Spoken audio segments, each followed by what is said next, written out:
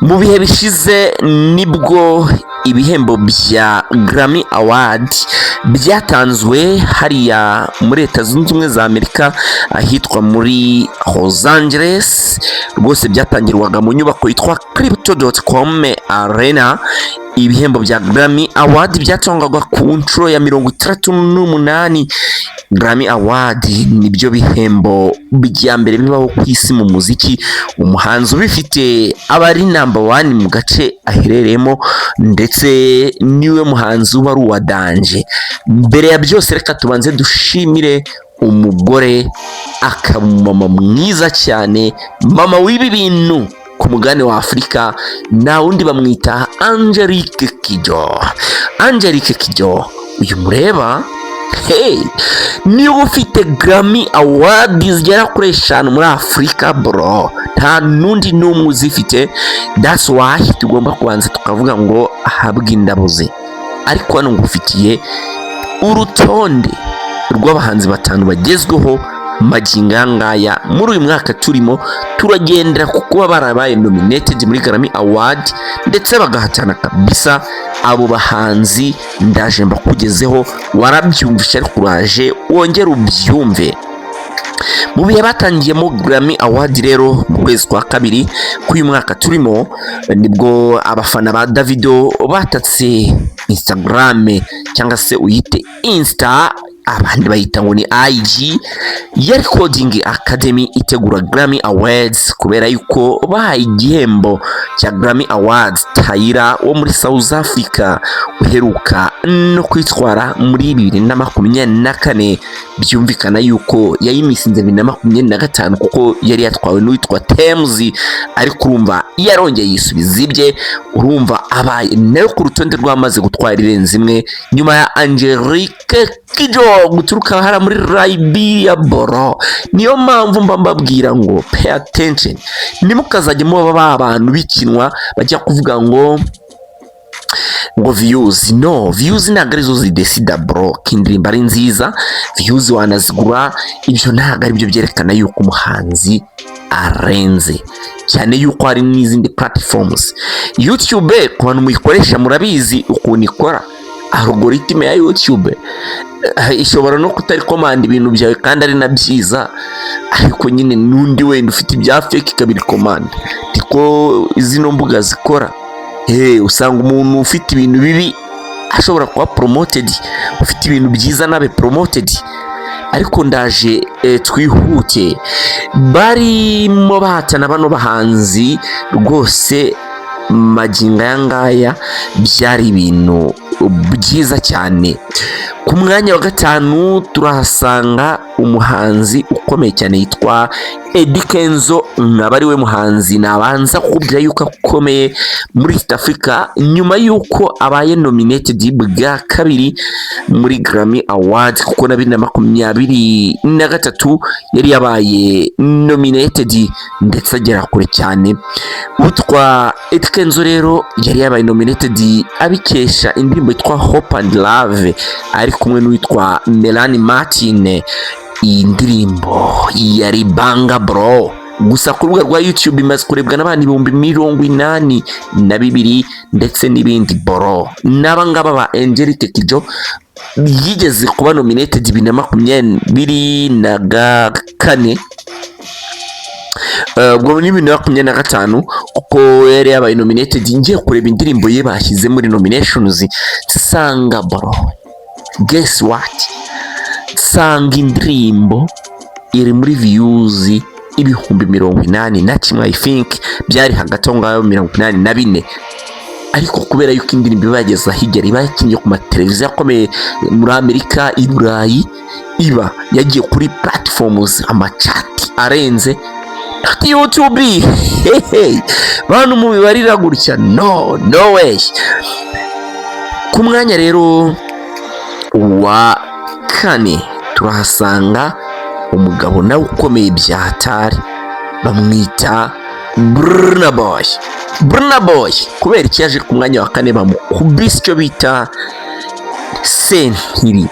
Burna Boy nawe yarakoze, ariko yari muri Grammy Awards abikesha indirimbo yitwa Love, yarimbiye umubyeyi we, indirimbo ivuga ku rukundo akunda umubyeyi wiwe.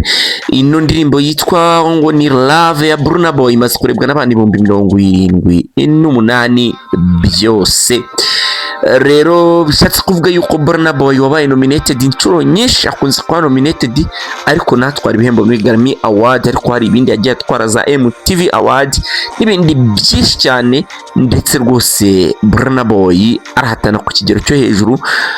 Nagira ngo nkubwire yuko rwose still now aba kihabaye kandi ameze neza cyane. Ku mwanya wa gatatu tukaba tuhasanga witwa Irasta, indirimbo bayita Give Me That, yari yamwinjije muri Grammy Awards. Nuko ngo Give Me That yari kumwe n'uwitwa Wizkid. Ino ndirimbo imaze kurebwa n'abantu bagera kuri 60,000,000 zose. Boro what? Ku mwanya wa kabiri turabikora twihuta cyane kubera yuko ni byinshi cyane, ndagira ngo nze kugutamo no ku bindi bintu.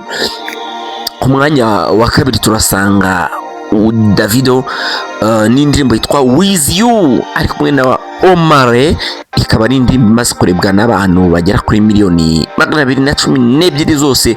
Ino ndirimbo ikaba ari nziza cyane, mwarayikunze. Rero uyu mugabo witwa Davido akaba yarisangaga ku mwanya wa kabiri, ari nawe bibaje bati kubera iki Davido adatwara Grammy Award bakayihatayira. Ari nayo mpamvu nabanje kunyuramo ng'abafana be batutse cyangwa se batatse IG Recording Academy, kubera yuko na 2020 na 2023 bishya 2024 Tayira ubwo muri 2024 ubwo yigiraga gutya akitwarira icyitwa Grammy Award. Boro byabaye ngombwa yuko babatuka kuko ngo bavugaga yuko igihembo ngo cyari kujya ngo kuri Burna Boy, ariko byaramatakira ngo kubera ko indirimbo yitwa Wora yitwa Tayira guturuka muri South Africa, nta kintu na kimwe cy'ikiririmbo cyari kuza ngo kikome mu nkokora. Ndakurahiye yaherewe umugisha muri BK Arena, ubwo yazaga muri BK Arena agatangira kuririmba ngo ugimi warakimena amazi y'inyange, byamuhesheje gukorerwa challenge y'indirimbo n'abantu benshi hirya no hino mu bihugu byose by'isi, biza gutuma bayikunda. Ba Beyonce baramwiyegereza n'abandi, biza gutuma bamukunda. Tayira ari nawe dusanga ku mwanya wa mbere, yaje kuba nominated muri Grammy Award ya 2025 to 2026 abikesha indirimbo yitwa Push to Start. Push to Start ni indirimbo yakoze iza kuba ikundwa bikomeye cyane, imaze kurebwa n'abantu basaga 138,000 n'izindi, ndetse inyuma yaje kwikorera remix ahabwa umugisha n'umusaza mu gakino bamwita Sean Paul, maze arangije aragenda arashininga koko. Well, reka nze rero nimanukiye nkubwira ko Kendrick Lamar nawe yaje kwegukana ibihembo byinshi icyo gihe, nuko ushobora kuba waramenye cyangwa se utarabimenye. Witwa kandi Bad Bunny yaje gutwara yitwa Best Album of the Year. Reka nkubwire nimanukira kandi nihuta, hari indirimbo yabaye Song of the Year, hari yitwa Winner ya Billie Eilish.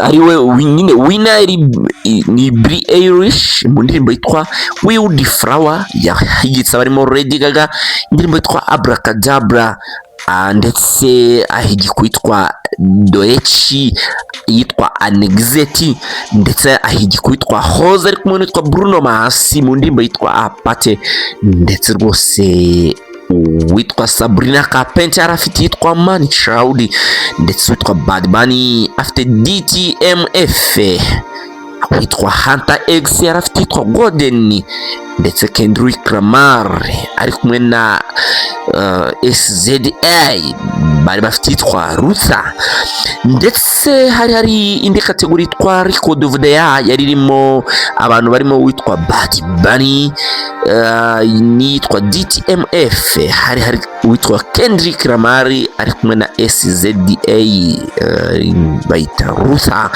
hari witwa Sabrina Carpenter mwitwa Money Child, hari witwa Doechi Anxiety, ndetse witwa Billie Eilish pia hari kwitwa Wild Flower, ndetse witwa Lady Gaga hari nitwa Bracadabra, witwa Chaper Ron yari ku ndirimbo yitwa The Subway, ndetse witwa Hoze ari kumwe na Bruno Mars bari bafite yitwa Pate. Umutsinzi cyangwa the winner yabaye Kendrick Lamar muri indirimbo yitwa Rutha ari kumwe na SZA, ubwo ni Record of the Year.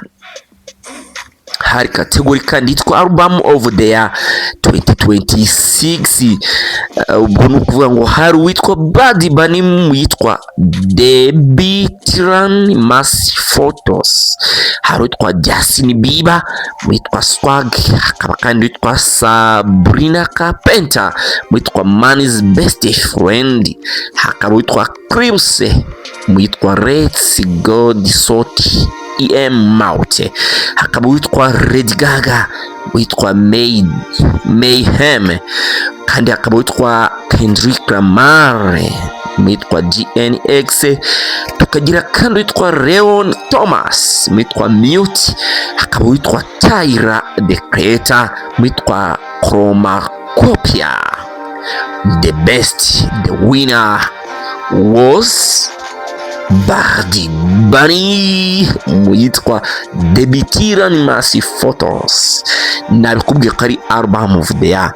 Hari kategori kandi yitwaga ngo Best New Artist of the Year 2026, iyi ngiyi ni ukuvuga ngo ni umuhanzi uzamuka wo muri 2026.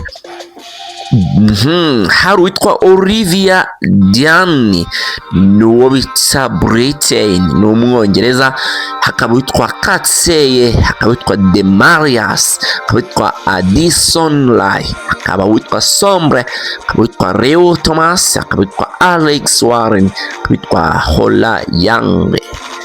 Uwatsinze abandi cyangwa abahigitse yaje kuba yitwa Olivia Diane, uno bitango mu British cyangwa mu Britain. Nshuti yanjye nuko byari bimeze, impamvu mba ngusubiriyemo ni byinshi biba byarabaye. Aba performer hari abitwa ba Rose baraperforminze Rose muri ya party yari kumwe na Bruno Mars, narabikubwiye every time uzabona Grammy Awards igiye gutangwa hara muri crypto.com arena, ujye umenya yuko witwa uyu mugabo witwa Kendrick Lamar akunze kuba, ariko ujye umenya ko mu ba performer baba bahari witwa Bruno Mars agomba kuba hari n'umu performance yanjye bavuze ngo perform ujye wumva Justin Bieber yarari yatambutse no kuri red carpet na madame we Hair Baby, ndetse rwose abantu bakomeye cyane bara performance abitwa ba Sabrina Carpenter, abayitwa ba Hoze nabikubwiye, abo bose bara performance abitwa ba Katseye n'abandi bagiye batandukanye. Boro ndakubwiye ngo naga bya bintu byo gupyinanta, n'ubona abantu bapyinanta iyo bavuze ngo Grammy Award igiye gutangwa haza abantu bimwe kwaje. Inshuti yanjye usanga Nyarugenge twarabuze, ariko hano haza abantu b'imikwajyo. Impamvu rero ngusubiremo nkabikunyuriramo nuko nzi neza cyane 100% ko nta mubroga nta munyamakuru n'umwe wigeza kubwira ino nkuru ndayikubwire nkuko nyikubwiye, ngaguhe ubwino ndetse abigire kode gikurya bishyira hariya wa hano mu Rwanda, ku buryo ngo abantu bazajya babikurikira nk'ubu buryo. Ibi byo mbikubwije ukuri yuko muntu ntawe ibyo byo ndabikwibwire, ni njyewe ubikwibwiriye. Reka nkubwire ngo rero ukomeze kubana natwe Afro10 TV kibageza ibiganiro, kandi mba nkubwira ngo Afro10 TV tuba turi hejuru cyane Indero Willis amenyera ahangaha, kuvuga menshi si ko kuyamara, asigaye tujye tubana no mu bindi biganiro. Reka nguye ni Astra Vista.